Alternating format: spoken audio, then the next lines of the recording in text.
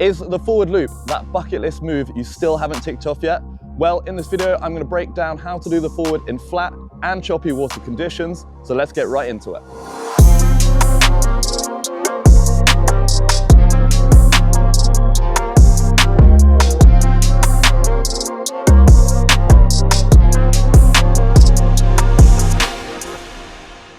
Okay, so in my opinion, the forward loop, it should be the first freestyle maneuver that you learn.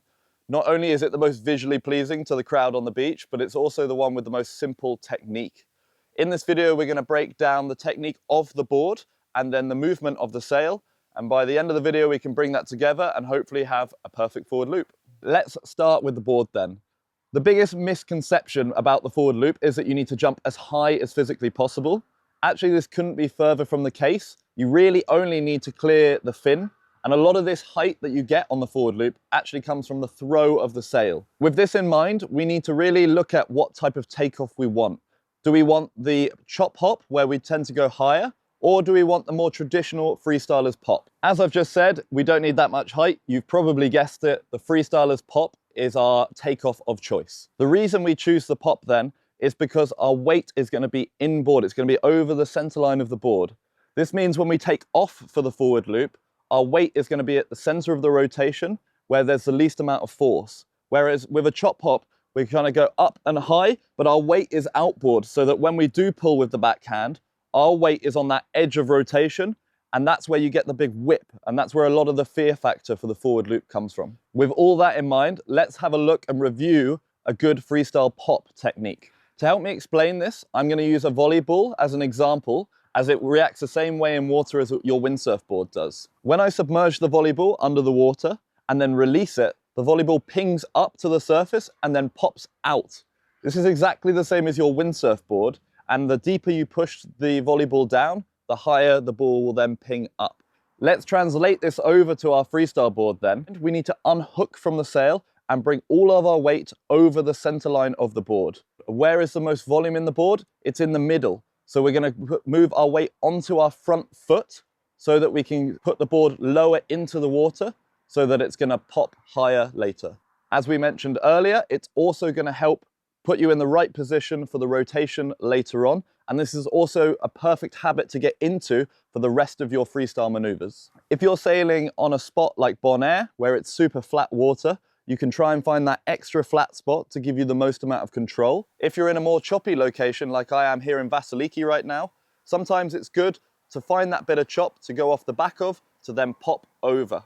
If you are in that choppy water, make sure you compress and you're coiling like a spring before you get to the chop, so you're in that deep trough before, so that you can then explode like a spring up off the top of it, like you would when you're jumping a bike off a ramp. As soon as you've got your weight on your front foot, you then want to immediately shift your weight to the back foot so that the board starts to pop like our volleyball did. Then you can help this by lifting up with your front foot to clear the nose of the board from the water. As you're doing this, start to bring your back foot up to bring the fin clear of the water, level the board out so that you can come down landing flat and sail away. The movement itself is actually very similar to an ollie in skateboarding. If you haven't skateboarded before or don't want to skateboard, that's absolutely fine. But I really want to emphasize that you want to keep your weight on your front foot. So your weight goes on your front foot, you snap, you bring the board up, and then you bring your back foot up to level, and you come down smooth. The last question is, which angle of sail do I want to do the pop on? Now, this is actually one that I don't hear that often, and I think it's really important that you do your takeoff downwind. If you take off upwind, you've got less speed, which means you've got more power because you've got more true wind in your sail. This is going to make that rotation even more nerve-wracking and scary. Whereas if you are going further downwind, you have more board speed, but you have a lot less power in the sail. It also means that you've got less rotation to complete, which makes it easier to obviously get round your first loops. I would really recommend getting this pop dialed in first before you start thinking about what to do with the sail. It's going to make your life a lot easier later, and it's super fun. You can do 3 or 4 pops on one run, and then eventually you can take it into the forward loop. But for that, we need to talk about the sail. Okay, so the sail. Why is it so important then? Well, the sail is what's giving us all of our rotation. Everything comes from that. At no point in the forward loop do we jump ourselves around the loop. It all comes from the power and how we maneuver that power in the sail. When we are doing our pop and our takeoff, what we're going to do is we're going to sheet out the sail before we take off. What this is going to do is it's going to release the mast foot pressure that's keeping your board in the water, and it's going to help you when you come to pop and take off. With it sheeted out, you want to lift the sail up high and across your body as far as possible. Now, to start with, I would recommend moving your backhand further back down the boom before you take off. But as you start to get more experienced, I want you to try and think about, as you lift the sail up, you slide your hand down the boom as you're taking off.